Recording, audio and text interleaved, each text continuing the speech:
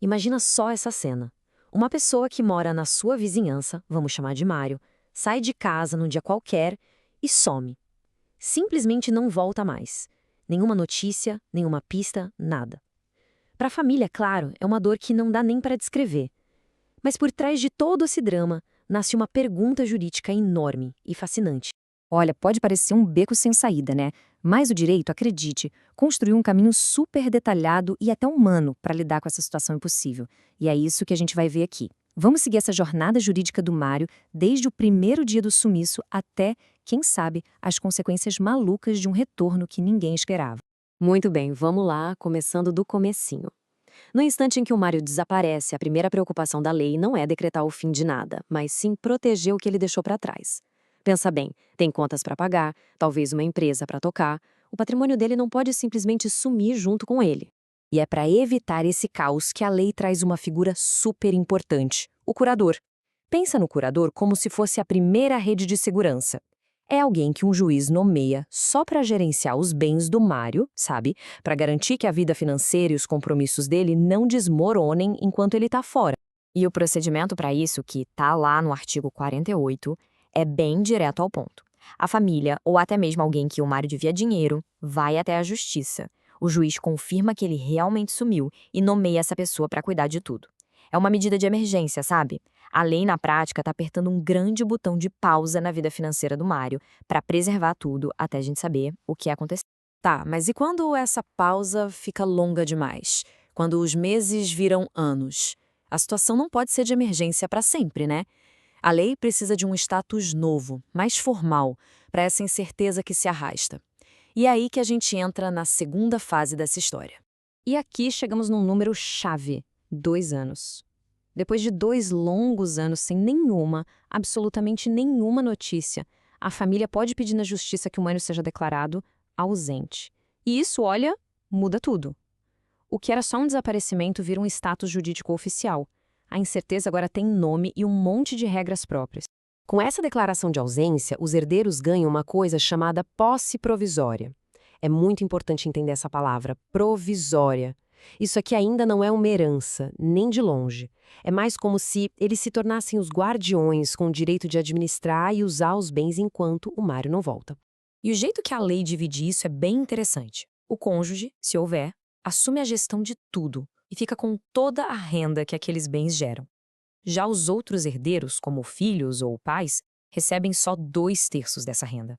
E aquele 1/3 que sobra fica guardado, capitalizado para o próprio ausente. É como se fosse uma esperança legal, sabe? Uma prova de que a lei ainda não desistiu do Mário. E aqui está o ponto mais importante. A proteção do patrimônio do Mário continua sendo a prioridade máxima. Ninguém pode chegar e vender a casa dele para comprar um carro, por exemplo. Qualquer decisão grande assim precisa de uma justificativa muito, mas muito forte e tem que ter o carimbo de aprovação de um juiz. A posse é provisória e a coleira é bem curta. Agora, vamos avançar bastante no tempo. Pensa numa década. 10 anos de silêncio absoluto. A vida de quem ficou precisa andar. É nesse ponto que a lei dá o seu passo mais drástico e talvez controverso. Ela oferece uma resposta final, mesmo sem corpo, mesmo sem certeza.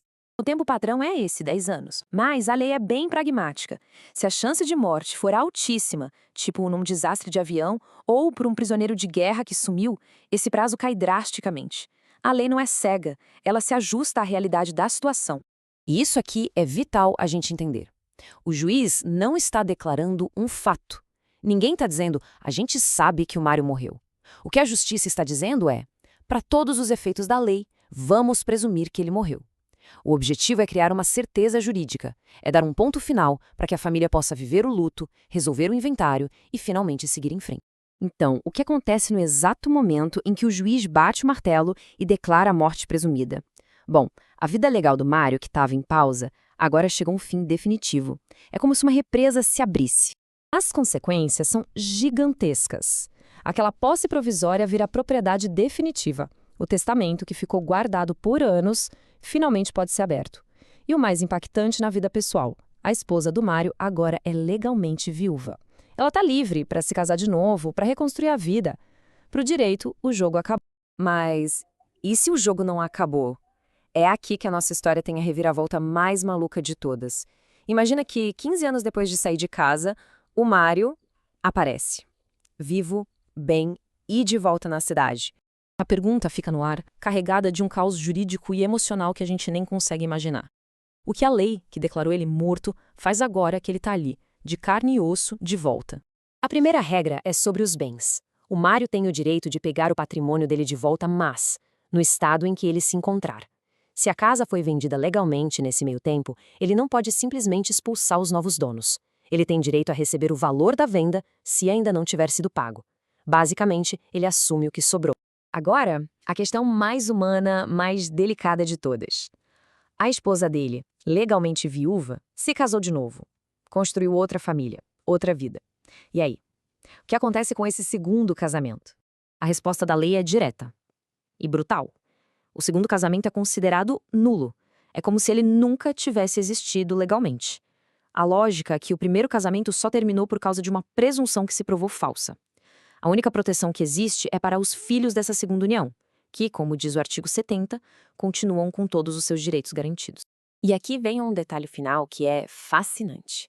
A volta do Mário não faz com que ele e a primeira esposa voltem a ser casados automaticamente. Não. A morte presumida quebrou aquele laço.